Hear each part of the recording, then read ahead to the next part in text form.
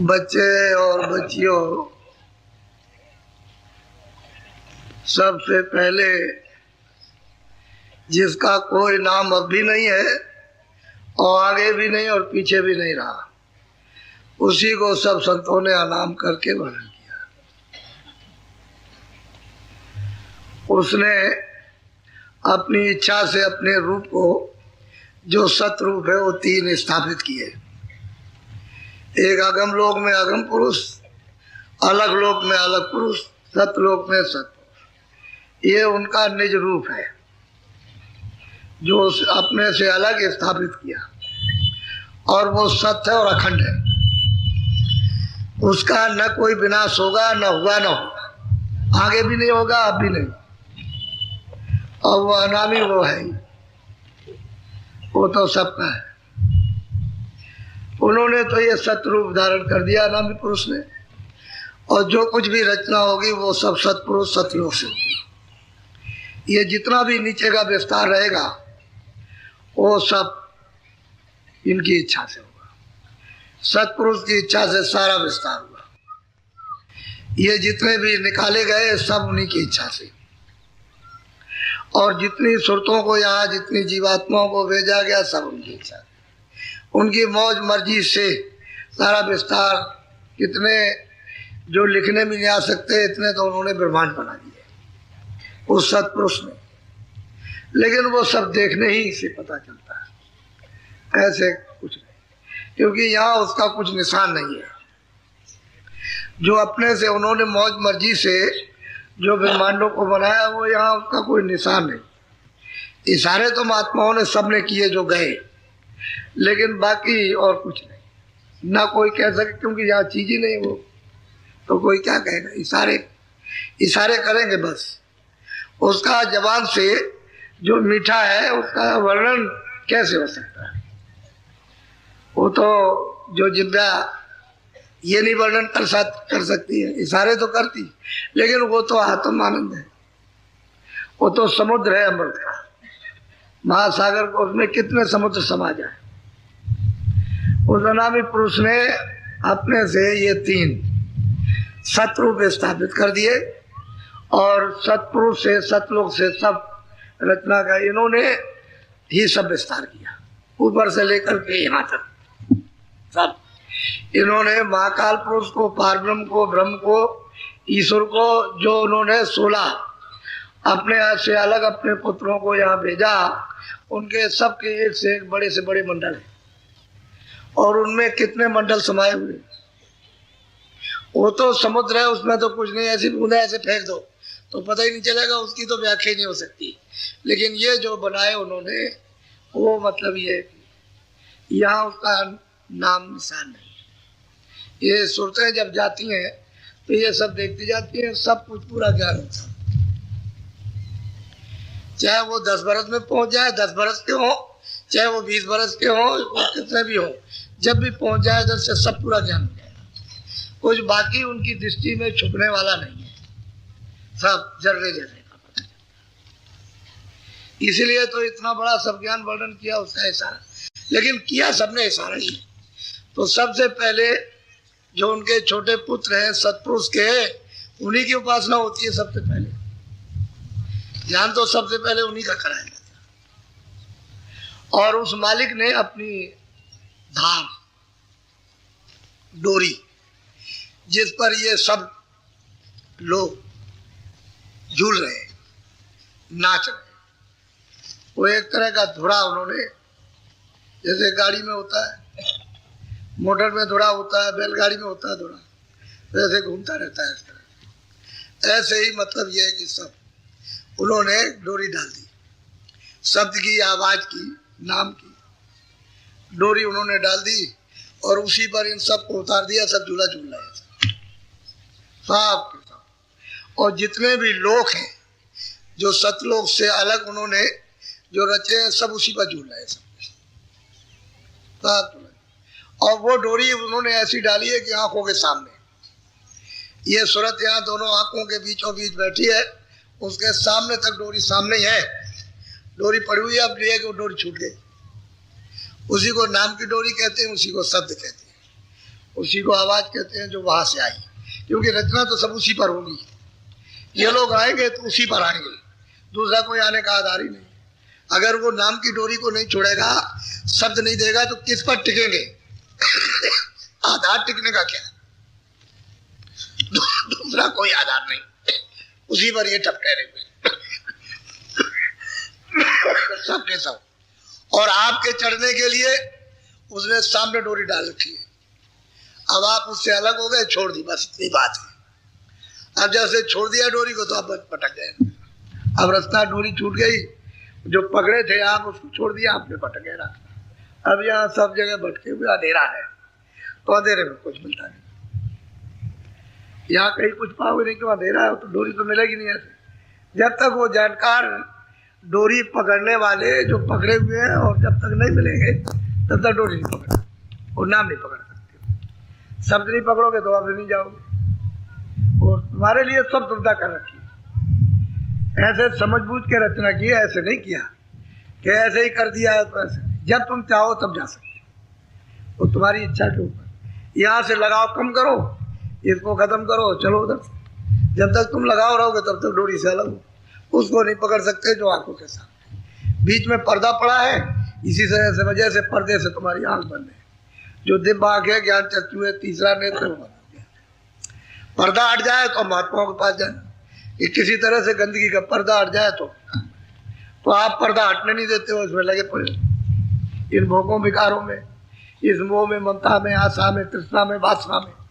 आप कितनी तरह तरह की वासना लेकर के बैठे हुए, जैसे दरिया बना रखा, और उसमें मिलेगा कुछ नहीं, गोते खा रहे हो। तो महात्मा धीरे से आकर के समझाते बुझाते, तो धीरे धीरे धीरे धीरे तार कटेंगे। एक बारी काट दें तब तो तुम रोगे, चिल्लाओगे हमारा सर्वनाश कर दिया। तो ये कसाई है, ये जुल्मी है, जालिम है, निर्दयी है, तमाम दुनिया भर के ऐप लगाओगे तो वो ऐसा काम नहीं करते। धीरे धीरे काटते, जैसी जैसी तुम्हारी वासनाएं हैं, इच्छाएं हैं, जहाँ जहाँ उनको धीरे धीरे धीरे धीरे उसको काटेंगे, ताकि तुम ये समझ और परख न सको कि मेरे साथ में कुछ शक्ति की जा रही। सब काम प्रेम से करेंगे, जबरदस्ती कुछ नहीं करेंगे। इसलिए तो उसने कहा कि भाई हम ऐसे किसी के साथ जबरदस्ती करना चाहे तो कर दें, फिर उनको क्या देने लगेगी, लेकिन फिर वो दयामान नहीं माने जाएंगे, फिर तो कसाई निर्दयी माने जाएंगे। तो वो तो सिर्फ मतलब प्रेम से, जैसे जैसे जैसे जैसे प्रेम पाते जाओगे, प्रेम करते जाओगे, ऐसे धारा कटती जाएगी। संसारी जिस धारा में बह रहे हैं वो वासनाएं कटती जाएंगी, उसके तार कटते जाएंगे, तुम ढीले होते जाओगे। ढीले होकर के सब चीज समझ में आती जाएगी। जब समझ जाओगे, विवेक बुद्धि का होगा कि ये संसार क्या चीज है, जब विवेक हो जाएगा फट से चरण शरण में गिर जाओगे कि हमारा आप कल्याण कीजिए, हम तो समझा अब कुछ है नहीं है। ये सब भोग लिया, देख लिया, समझ लिया, तरह तरह की मुसीबत उठा ली, फिर तो चिल्लाते हो कि हम नहीं रहना चाहते, हमारी इच्छा ही खत्म हो गई। तब फिर चलने की फिर तैयारी हो, तब तो कुछ करेंगे ना। तो दरवाजे पर मतलब है घूम करके बैठाना, ये उनके लिए बड़ा मुश्किल होता कि तुम फौरन उनको दोष लगाओगे कि हमारे साथ जुल्म कर रहे हैं। तो वो तो आते हैं दया के देश से, दया ही दया बरसाते हैं और कुछ नहीं। उनके यहाँ कोई शक्ति का काम कुछ नहीं है, और आप उनको समझ नहीं पाते। ऋषि मुनि शराब दे दें तो उनको तो तुम तत्काल समझ जाओगे, फट शराब दे दिया, तुम्हारा नाश कर दिया। तो जो उनके पास तो सब शक्ति रहती है, सब कर सकते हैं, लेकिन कर तो नहीं सकते, है सब कुछ, पर वो कैसे छोड़ देंगे अपनी चीज को? क्योंकि जीव तो सब वहीं से आए हुए, उनके साथ कैसे शक्ति करेंगे, अनर्थ कैसे करेंगे?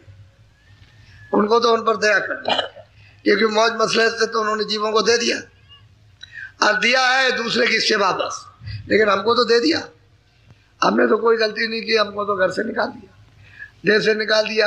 रोज दर्शन करते थे, पास रहते, न कोई दुख था, न किसी का कलेश था, न जन्म था, न मरण था, न ये थे न वो थे, ये कुछ भी झगड़ा झंझट नहीं था। तो हम तो आराम से रहते थे हमेशा सर्वदा के लिए, और हमको जबरदस्ती भेज दिया कि जाओ तुम उनके साथ में। तो वो तो उनकी मौज मर्जी थी, तो भेज दिया उन्होंने।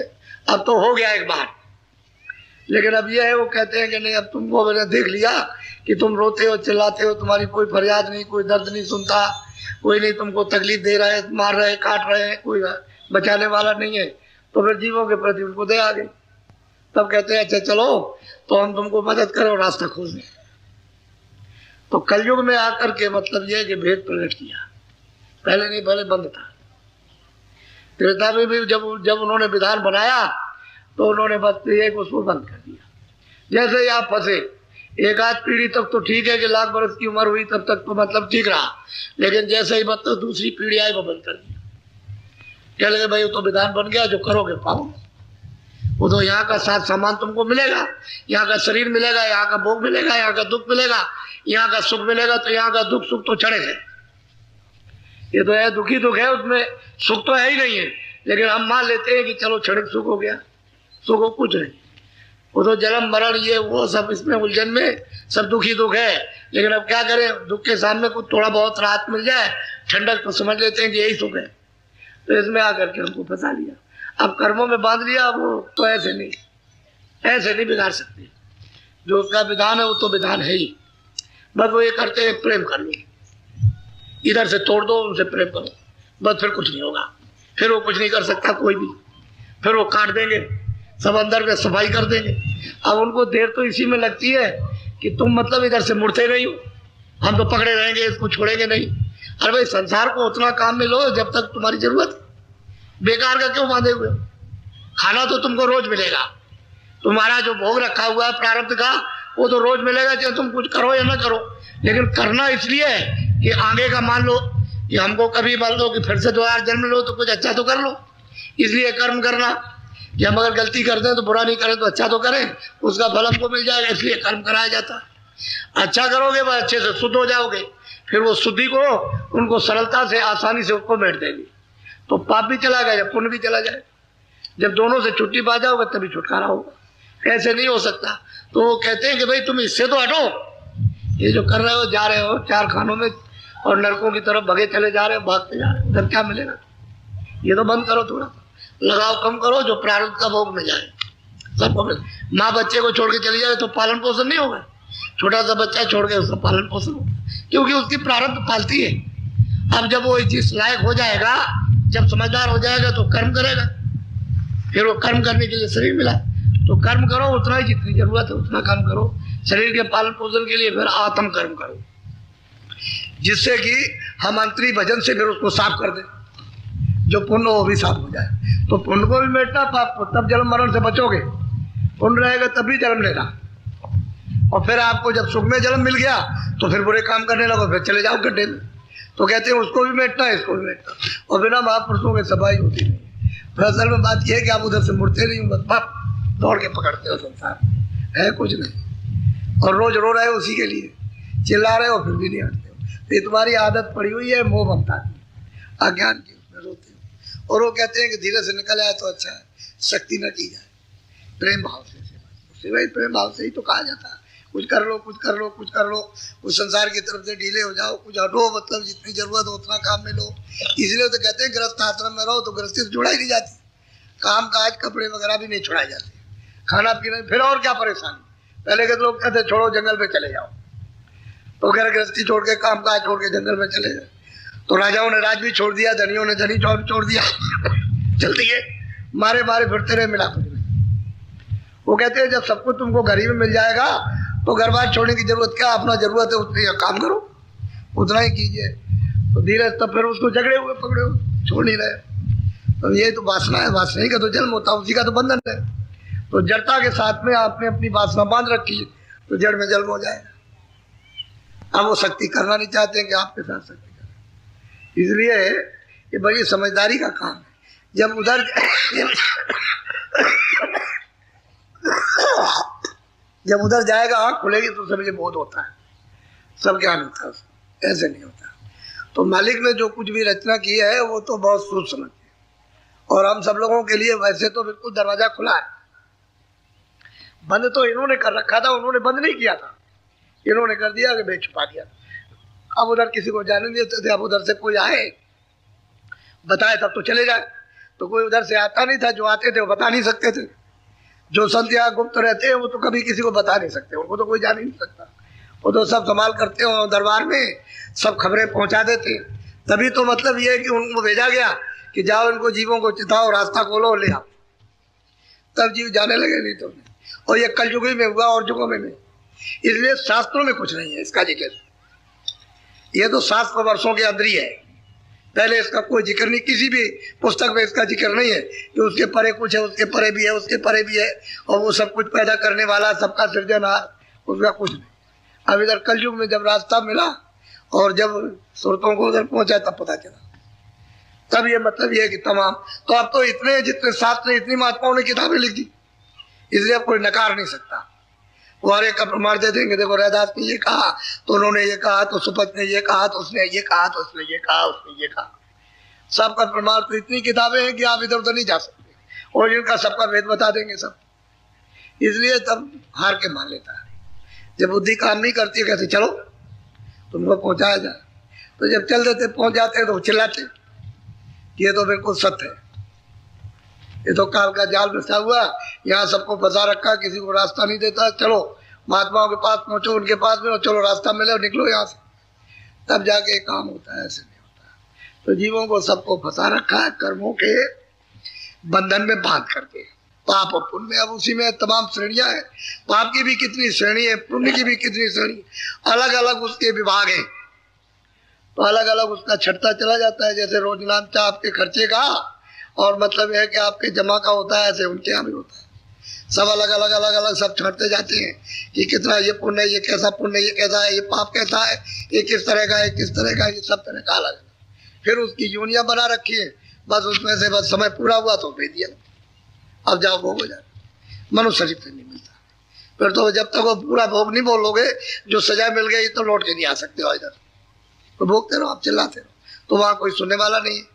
यहाँ तो चिल्लाओगे तो कोई सुन भी लेगा, और जब यहाँ चिल्लाते हो, यहाँ सुनता कुछ नहीं कर सकता, तो वहाँ तो कुछ कर ही नहीं सकता, क्योंकि वहाँ सुनने वाला ही नहीं कोई, वो तो सब पर मार पड़ रही है। जब एक तरफ से सब पर मार पड़ो तो अपनी अपनी मार, अपनी अपनी मुसीबत में अब चिल्ला रहे तो आपको कब सुनेंगे। इसीलिए 4 खाने 84 लचूनियाँ बड़ी भीषण, और नर्क तो अति दुखदाई। तो जी उधर चले जा रहे हैं, रास्ता तो बंद का। अब महात्माओं की कृपा दया हो जाए तो काम हो जाए, नहीं तो ऐसे नहीं होता। तो इसलिए आपको जो थोड़ी थोड़ी कान में जो भनक पड़ रही है, अगर पहले सुनाए तो मानते ही नहीं, धीरे धीरे धीरे धीरे धीरे धीरे सुनाते, थोड़ा थोड़ा थोड़ा थोड़ा थोड़ा थोड़ा, तब जा करके मतलब ये कुछ सुनने की इच्छा हुई। नहीं तो पहले तो कोई सुनता ही नहीं था। उसे वही इधर भाई, हम तो जब शुरू 1 से किया तब भी हमने ये देखा, जब 2 हुए, 4 हुए, 10 हुए, 50 हुए, 100 हुए, तब भी हमने देखा अरे भाई डराओ डराओ कह लगे, आपको नहीं सुनना, एक बात भी नहीं सुनी। हमको धर्म पर चल रहे, हम अपना आत्म कल्याण ही नहीं करना, हमको तो संसार चाहिए। अरे भाई बड़ा तकलीफ होगी, बड़ी परेशानी होगी, और तुम अभी समझते नहीं, कह लगे कुछ भी हो, जो कुछ भी हो देखा जाए, हमको संसार चाहिए। तो उधर दौड़ते जाते थे, वहाँ कुछ मिला नहीं, बूढ़े हो गए, अब रो रहे, कहते महाराज अब दया कर दो। पहले आप कहते थे तो हमारी समझ में नहीं आता था, तो तुमको जब मौका मिला था तब तो तुम समझे नहीं, अब तो तुम्हारा मौका खत्म हो गया, समय तुम्हारा खत्म हो गया, अब क्या करोगे। तुमको दिखाई नहीं देता, चला नहीं जाता है, बैठा नहीं जाता है, कहीं ये दर्द है, कहीं पेट में दर्द है, कहीं कुछ है, कहीं आँख काम नहीं करती है, सब तरह से अब मुसीबत, तो क्या कर सकते। जब जवानी थी तब तो तुमने कुछ किया नहीं, तब तो दुनिया के रंग रोगन में फंसे थे और सुनते ही नहीं थे। तो धीरे धीरे धीरे धीरे धीरे धीरे तब लोगों ने सुनना किया, अब थोड़ा सुनना चाहिए। लोग अब चाहने लगे कि कुछ अपना काम करो, अभी तक तो हमने अपना कुछ किया नहीं, ये सब धोखा रहा। सही बात है, सब धोखा हो गया, जितनी मेहनत की सब व्यर्थ आपकी चली गई, वो कोई काम नहीं है, सिवाय रोने के, सिवाय झंझट के और कुछ नहीं है। और तुम अगर थोड़ा बहुत भी भजन कर लेते, अंतर मतलब यह है कि दरवाजे पे बैठ करके तो तुम्हारे काम आ जाता, वो तुम्हारा हो जाता। तो अपना तो कुछ किया नहीं, दूसरों का बोझा डालते रहे, वो भी कूड़ा कचड़ा, और सब तुमने गंदा कर लिया अपना सब अंग, कोई चीज बाकी नहीं है, ऐसी दुर्गंध है इस तरह से। तो महात्माओं की कृपा दया हो जाए तो हो सकता है, लेकिन उनकी दया की कुछ नहीं, क्योंकि वो तो दया करेगा नहीं, उसने तो कह दिया कि भाई जो तुम करो अपना भोगो, उसका तो सीधा काम है। हमने विधान बना दिया, उसका ये नियम, हमने आजादी दे दी, आपको पूरा स्वतंत्र कर दिया है, पाप पुण्य के लिए जो था उसको कर। हमने ये भी कह दिया मनुष्य शरीर अनमोल है, ये इसमें दरवाजा है, तुम दरवाजे पर अपनी जीवात्मा को जगाओ, अपने घर में पहुंचाओ, हम उसके लिए मना नहीं करते, लेकिन जो भी पाप पुण्य करोगे अपना अपना भोगो। क्यों करते हो आप पाप? मत करो, तुम अपनी जीवात्मा को जगाओ और अपने घर में वापस पहुंचाओ, मना नहीं करते, वो नहीं मना करेगा।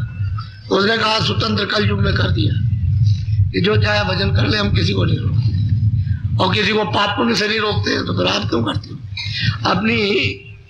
अपने आनंद के लिए, अपने सुख के लिए करते हो तो वहां दुख खड़ा। अब रोते और चिल्लाते हो तो कैसे काम होगा? तो जरा सुनो आप पहले सत्संग की बात, उसको सुनिए ध्यान से। ऐसे आप कहोगे आप अपनी तरफ से कुछ कह रहे हो, तो हम अपनी तरफ से तो किसी ने कुछ नहीं कहा, जो है वही कहा। तो सब महात्मा आए, सब कहते आए, कहते जा रहे। अब भाई कोई अपनी तरफ से कोई गढ़ के बात तो बनाई नहीं जाती, जो सत्य हो तो है, तो लोगों को यकीन और विश्वास हो जाता है कि नहीं। और भी महात्मा आए, और भी प्रेमी भक्त आए, उन्होंने भी महात्माओं से प्राप्त किया, वो भी वहां पहुंचे, और पहुंचकर उन्होंने भी गाया। सबने अपने अपने गुरु के पास पहुंच करके प्राप्त किया। गुरु चले गए, हो रह गए, तो काम करने लगे। बोलो बोलो। चारे खाने चौपर जग रची अंडजे रसोई। अब ये 4 खाने उन्होंने रच दिए। मनुष्य भी 84 में है, ये भी शरीर 84 में 4 खानों में है। अंडज, पिंजर, उकमज और अस्थावर, ये 4 मुख्य यानी खाने हैं। इसमें ये भी बैठा हुआ उससे अलग नहीं है, लेकिन सिर्फ इसका इतना दर्जा है कि इसमें बुद्धि 5 तत्व पूरे दे दिए, और इसमें बुद्धि है भूत भविष्य वर्तमान सोचने के लिए, और दरवाजे पर इसको बैठा दिया कि तू दरवाजे पर बैठा, चाहे तो इस मनुष्य शरीर के द्वारा साधना करके निकल जाए, बस इतना। वैसे ये भी 84 है। अगर नहीं दरवाजे पर कुछ करते हो तो ये भी 84 है, क्योंकि ये भी तो मतलब ये कि जेर से जैसे मनुष्य जेर से, ये जानवर पैदा होते हैं जेर से होते हैं। तो हुमज जैसे मिट्टी से बरसात आती है तो मिट्टी के नीचे से निकल पड़ते हैं बहुत से जीव जंतु, छोटे और बड़े, और बाहर आकर के उड़ने लगते हैं, बाहर मतलब ये फैलने लगते हैं। इसी तरह से तो अंडज, पिंडज, उपमज, अस्थावर 4 खाने जो ऐसे, और अस्थावर वो होते हैं जो पहचाने पृथ्वी पे खड़े हुए, ये 4 खाने। अगर वृक्ष की योनि में उतार दिया तो हजारों हजारों वर्षों तक खड़े रहो, कौन पूछेगा? बस खड़े हुए वृक्ष योनि में उतर गए। लेकिन अब यह है कि जैसे नाखून है, आप कहोगे हमने डाल को काट दिया तो जीव को तकलीफ नहीं, ये नाखून आप ही से बढ़ता है, इतना हिस्सा काट दे तो आपको कोई तकलीफ नहीं। उसी उंगली का ही अंग कटता है, लेकिन वो तकलीफ उसको नहीं है क्योंकि वो पका हुआ है। इसी तरह से उसने जो डालें बनाई है, जीवात्मा को ऐसी जगह पर रखा है कि उसको कोई तकलीफ नहीं। अगर तकलीफ उसको होती, पीड़ा होती, तो महात्मा मना कर देते कि आप कोई डाल मत काटना, कोई पेड़ मत काटना, उसे वहां कोई तकलीफ नहीं। इसी तरह की ऐसी जगह उसको रखा, और जैसे नाखून काट दिया तो आपको कोई तकलीफ नहीं, लेकिन जैसे ही कच्चा कटेगा बस आपको तकलीफ होगी, पीड़ा हो जाएगी। कि बालें आप रोज उतारते हो, बनाते हो रोज, आपको कोई तकलीफ हो, जरा सा ऐसा मार दे तो तकलीफ हो जाएगी। उसने ऐसा किया तो 4 खाने उसने बनाई, अंडज, पिंजर, उकमज और अस्थावर, और 84 लक्ष्य नस्लें, अलग अलग नस्ल है, उसकी अलग अलग बनावट है। यानी जीव जंतुओं की अलग अलग, पंछियों की अलग अलग है, कीड़ों की अलग अलग है, पेड़ों की अलग अलग है, फिर मतलब मनुष्यों की अलग अलग, एक नहीं, अलग अलग बना दी। 4 खाने और इतनी नस्लें बनाई, तो उसका क्या अर्थ है? आपकी तरफ से तो कोई उसकी गिनती है नहीं है, उसकी तरफ से तो गिनती है, लेकिन यहाँ से कोई गिनती नहीं है। ऐसा फिर उसके बाद में उसने ये तो बनाया, फिर उसने नरक अलग कर दिए, अलग अलग नरकों का नाम है, और अलग अलग उसके दुख, उनकी यात्राएं, पीड़ाएं। कहीं ऐसी ऐसी पीड़ा है जहाँ पानी नहीं मिलेगा, कहीं भोजन नहीं मिलेगा, कहीं मतलब यह है कि उसको, यानी मतलब यह है कि इतनी उसको कि कहीं भी उसको बाहर नहीं होगा, कहीं जलाया जाएगा, कहीं फोड़ा जाएगा, कहीं मत के कान है, कहीं आंखें फोड़ी जाएंगी, अलग अलग नाम के अलग अलग नरक, और 1-2 नरक नहीं। महात्माओं ने जब देखा तब बताया कि जब वो आँख खुली और उससे देखा कि अरे ये लोग तो कहते हैं कि हमारा स्वर्ग हो गया, हम तो बैठ में चले गए, और यहाँ तो ये बड़े बड़े बादशाह पीटे जा रहे, जो देश में राज करते थे, चक्रवर्ती थे, वो पीटे जा रहे हैं, जो प्रांतों के जो राजा थे वो पीटे जा रहे हैं, जो छोटे थे वो, जो जमींदार थे, जो धनी मानी, पिटाई हो रही उनकी, और वहाँ कोई उनको नहीं, रिश्तेदार कोई भी नहीं जा रहा, वो भी वही जा रहे, उनकी पिटाई हो रही। जब महात्माओं ने देखा तब चिल्लाया कि तुम कहाँ जा रहे हो? 4 खानों में, 84 लक्ष्योनियों में, नरकों में, वहां तो बड़ी मार, वहां राहत कहाँ? इस मनुष्य शरीर में तो कुछ थोड़ा बहुत, पशु पंछी में तो राहत भी मिल जाएगी, लेकिन उसमें तो कोई राहत नहीं। तब पता चला मतलब कि हाँ ये क्या है। अब बताने वाला कोई रहे, मतलब जानने वाले न रहे तो आपको कुछ नहीं बताएंगे। किताबों में तो जो कुछ भी लोगों ने प्राप्त किया वो तो अपनी जगह पर ठीक लिखा है, लेकिन जानने वाले नहीं रहे तो आपको किताबों का क्या बताएं। जब जानने वाले, जब अब महात्मा ना आए तो ये किताबें सब बिल्कुल शून्य हो जाएंगी, कोई जानेगा ही इनको। अब जहाँ पर महात्मा नहीं रहते हैं वही किताबें पढ़िए, उसका कोई मतलब नहीं, उसको समझते ही नहीं। जब महात्मा आ जाते हैं वो कहते हैं देखो किताब में ये लिखा और ये तुम्हारे मतलब जिनको मानते हो उन्होंने ये लिखा और ये तुमसे कराया, तब पता चलता है कि भाई ये तो कुछ और रास्ता, हम तो इसको भूल गए, हमको तो किसी ने बताया नहीं, हमसे तो कहा कि पढ़ते रहो ऐसे ही। तो फिर क्या करेंगे बेचारे, जब कोई मिलेगा तभी तो कुछ जानकार मिलेगा, जो सुजाका होगा वो तो आपको बताएगा, अंधा क्या बता सकता, वो कुछ नहीं बताया। तो कहते हैं 4 खाने, अंडज पंजर उद्भव अस्थावर, ये उन्होंने 4 खाने बनाई, अब पसारा फैलाया उन्होंने और ये बना दिया उन्होंने और फिर ये विधान बना दिया और उसकी तिथि तारीख रख करके आपको अधिकार दे दिया कि अब आप जो चाहो आपको छुट्टी है। भाई यही से बचना होगा, पहले तो बचने का काम नहीं था, पहले तो मनुष्य शरीर में आए पूरा बहुत था। जैसे ही माँ के घर में आए तो माँ के घर में आँख खुली थी, कान खुले थे, सब देखते थे, सब सुनते थे। जब बच्चा 9 महीने का बाहर आया माँ के घर से तो सतयुग जोगी सब विज्ञानी, तुम्हारी किताब में लिखा है, रोज चौपाई पढ़ते हो और वे उसी को नहीं समझते हो। कहते हैं सब ज्ञानी सब विज्ञानी थे, कर जाते रहे भोपाली, सब के सब पार जाते थे, जितने भी आए थे सब। तो कितनी खेपें लाख लाख बरस पूरा करके अनगिनती चली गई वापस लौट के घर में। तब इन्होंने देखा कि ये तो हम ले आए और ये सब के सब ऐसे ही चले जाएंगे तो फिर हमारा यहाँ क्या रहेगा, हम इतने दिनों तक जो तपस्या करते रहे, हमको तो बड़ी मुश्किल से मिला और ये निकल गए तो हम फिर किस पर रहेंगे, यहाँ क्या करेंगे। तब उन्होंने फिर ये बंधन लगाया, तब फिर अपनी शक्तियां पैदा करके और फिर उन्होंने उनको आदेश दिया कि तुम तपस्या करो, वो तब करने चले गए। फिर समाधि में उनको मतलब देववाणी सुनाई और उनसे विधान बनवाया, विधान बना करके और फिर आपको सारे संसार में सबको सुना दिया कि लोक का विधान बन गया और सबको अधिकार दिया जाता है कि ये पाप ये पुण्य है, सब बता दिया और तिथि तारीख रख दी। जब निकल गई तो आपने करना शुरू, बस यही से बंधन पड़ेगा।